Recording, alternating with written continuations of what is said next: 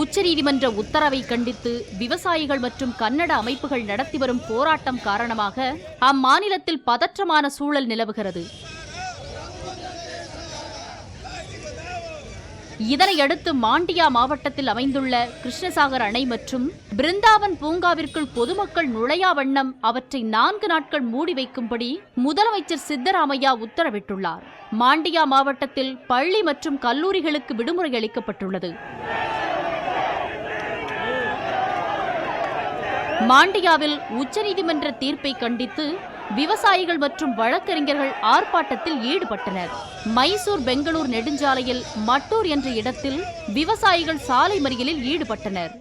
700க்கும் மேற்பட்ட கர்நாடக அரசு பேருந்துகள் தேசிய நெடுஞ்சாலையில் ஆங்காங்கே நிறுத்தி வைக்கப்பட்டுள்ளன. கிருஷ்ணகிரி மாவட்டம் ஹொசூர் அருகே கர்நாடக மாநில எல்லையான அத்திப்பள்ளியில் ஜெய கர்நாடகா அமைப்பினர் தமிழ்நாட்டிற்கு எதிராக சாலையில் படுத்து உருண்டு போராட்டத்தில் ஈடுபட்டனர்.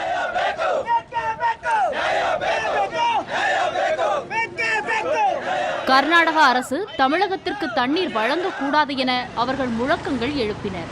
கர்நாடக விவசாயிகள் மற்றும் கன்னட அமைப்பினரின் போராட்டம் காரணமாக ஹொசூர் வழியாக கர்நாடகாவிற்கு செல்லும் அனைத்து தமிழக அரசு பேருந்துகளும் ஹொசூரிலேயே நிறுத்தப்பட்டுள்ளன.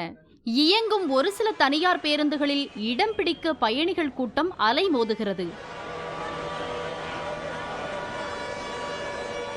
இரு மாநில எல்லையான அத்திப்பள்ளியில் அசம்பாவிதங்களை தவிர்ப்பதற்காக நூற்றுக்கணக்கான போலீசார் குவிக்கப்பட்டுள்ளனர்.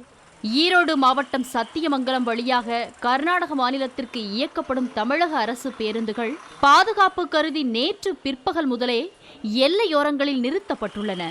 கர்நாடக மாநிலத்திலிருந்து தமிழகத்திற்கு இயக்கப்படும் கர்நாடக அரசு பேருந்துகளும் அம்மாநில எல்லைகளில் நிறுத்தப்பட்டுள்ளன. சத்தியமங்கலம் மைசூர் நெடுஞ்சாலையில் உள்ள பன்னாரி சோதனைச்சாவடி மற்றும் கர்நாடகாவில் உள்ள புளிஞ்சூர் சோதனைச்சாவடியில் இரு மாநில அரசு பேருந்து போக்குவரத்து மற்றும் சரக்கு வாகன போக்குவரத்தும் நிறுத்தப்பட்டுள்ளது. கர்நாடக அரசு பேருந்துகள் இயக்கப்படுவதாக இன்று காலை தகவல் வெளியானதை அடுத்து கர்நாடகா செல்லும் பயணிகள் சத்தியமங்கலம் பேருந்து நிலையத்தில் காத்திருக்கின்றனர்.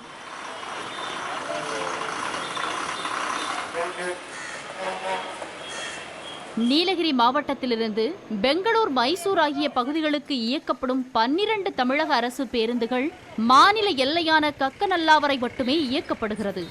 இதேபோல் கர்நாடகாவிலிருந்து உதகை வரும் பேருந்துகளும் 2 நாட்களாக நிறுத்தி வைக்கப்பட்டுள்ளது.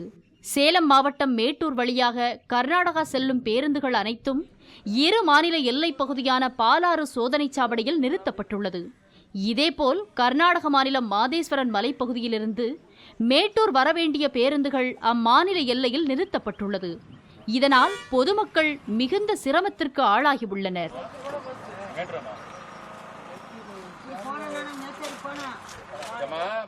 பேருந்து கிடைக்காமல் பொதுமக்கள் சரக்கு வாகனங்களில் அளவுக்கு மீறி பயணிக்க வேண்டியுள்ளதால் விபத்து ஏற்படும் அபாயமும் உள்ளது.